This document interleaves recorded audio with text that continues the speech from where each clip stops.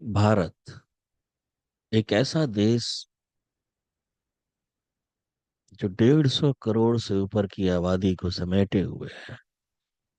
एक ऐसा देश जहां संसाधनों की कोई कमी नहीं है।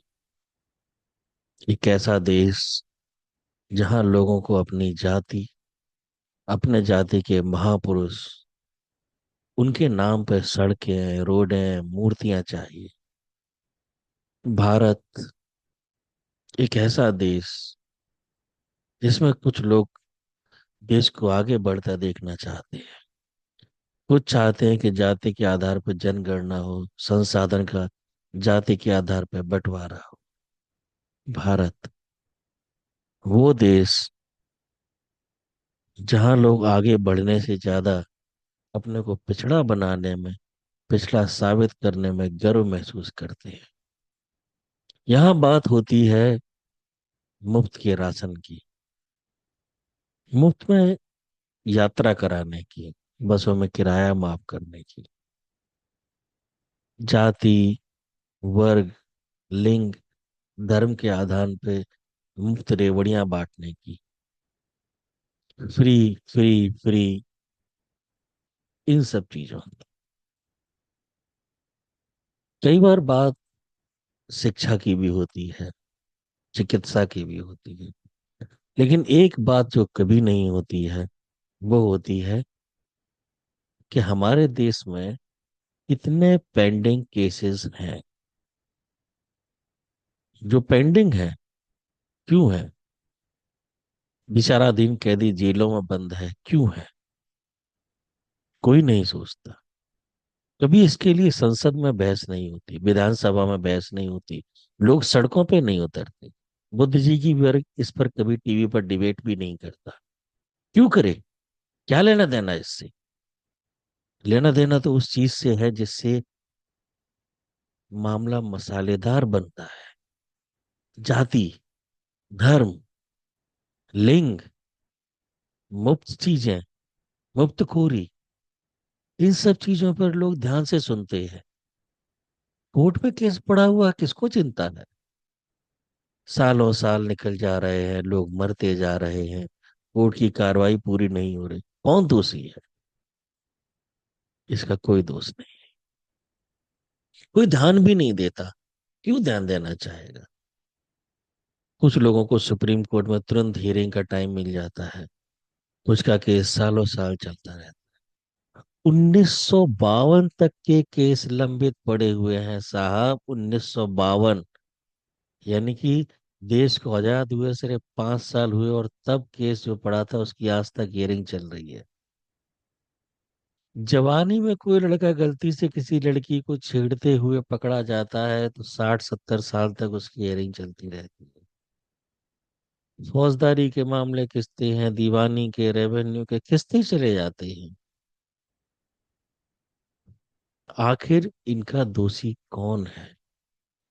क्यों नहीं जनता सड़कों पर इन चीजों के लिए उतरना चाहती?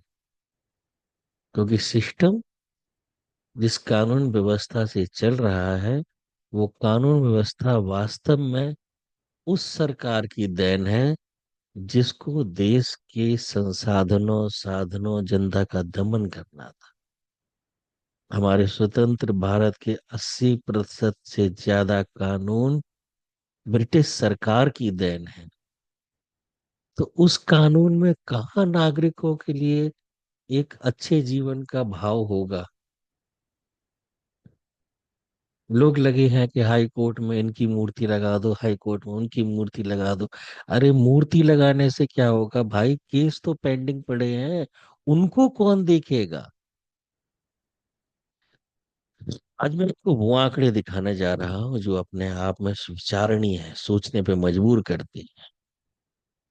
2023 के अंत तक भारत के विभिन्न कोर्ट, जिनमें हम सुप्रीम कोर्ट, हाई कोर्ट, जिला न्यायालय, उनके अधीनस्थ न्यायालय, 5.02 करोड़ मुकदमे थे। और अगर हम इन्हीं स्रोतों से देखें तो 2024 के अंत तक यह 5.2 करोड़ से अधिक हो गई थी। और आज 25 चल रही है, तो मुझे ये कहते हुए बिल्कुल संकोच नहीं हो रहा है कि अब ये संख्या 6 करोड़ हो चुकी होगी। सबसे बड़ा सुप्रीम कोर्ट है। इसमें 31 32 33 34 जज होते हैं साहब। जज साहब जस्ट नेक्स्ट टू राष्ट्रपति। राष्ट्रपति को भी ऑर्डर दे देती है ये तो। यहाँ पर 83,000 मुकदमे पेंडिंग पड़े हुए हैं। लेकिन इनसे सवाल कौन करेगा साहब? ये राष्ट्रपति से सवाल कर रहे हैं।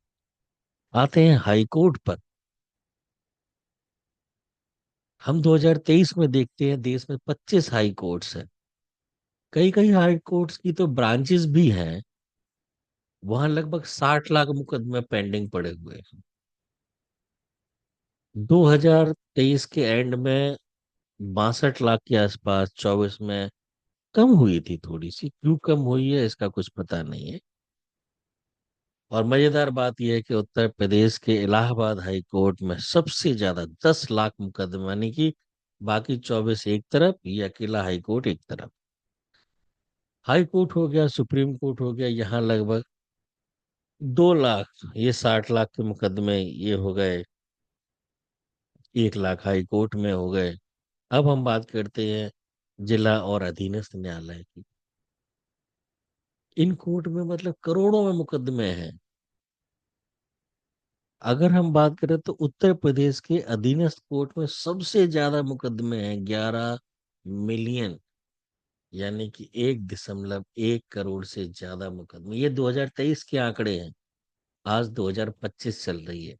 कोई बड़ी बात नहीं है कि ये बढ़ के 15 मिलियन हो गए हो। क्योंकि आप देख सकते हैं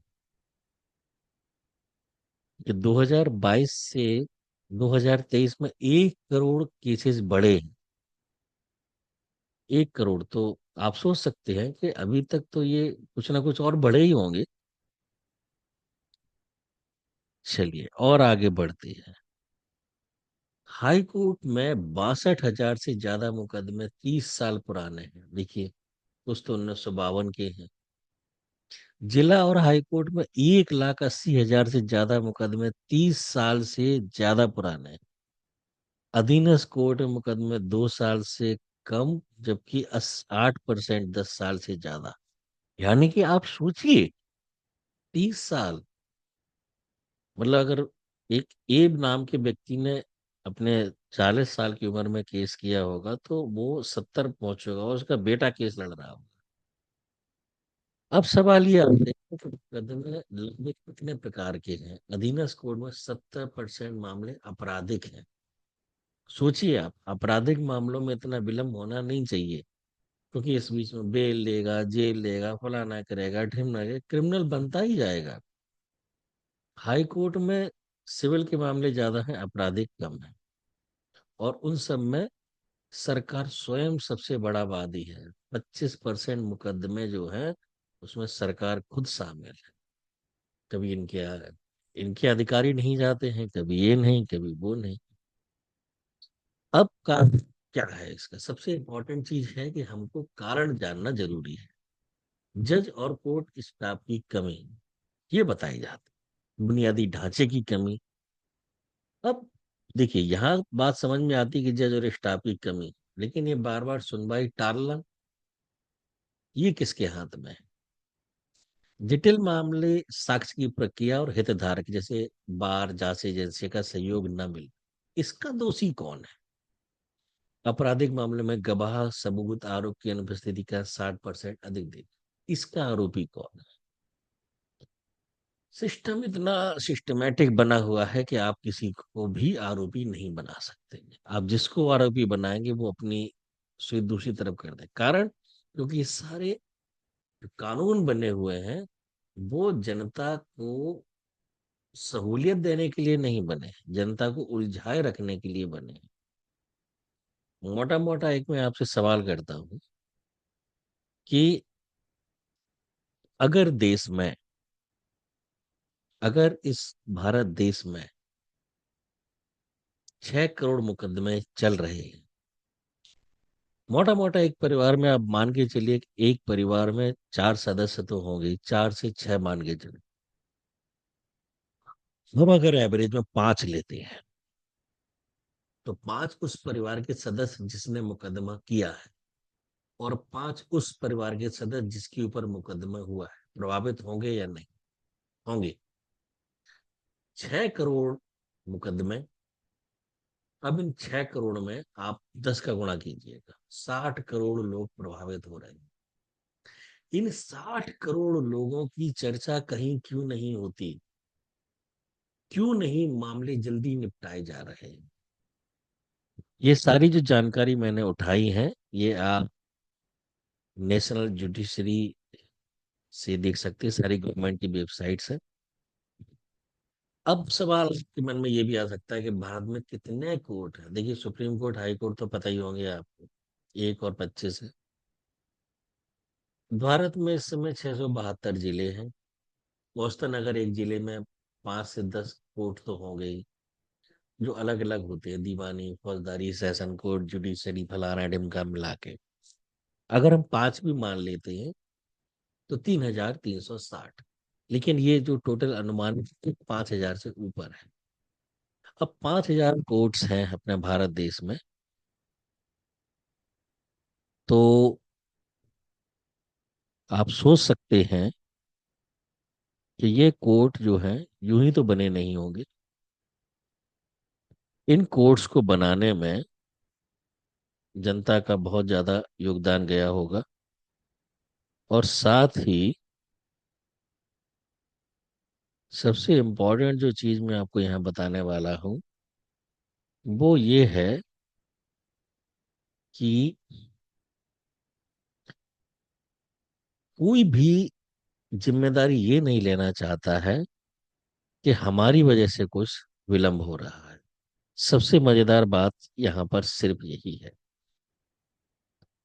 कि कोई भी ये जिम्मेदारी लेने को तैयार ही नहीं है कि हमारी वजह से कुछ विलंब हो रहा है। और जब तक ये नहीं लिया जाएगा, तब तक संभावनाएं जो है बड़ी जटिल ही रहेंगी।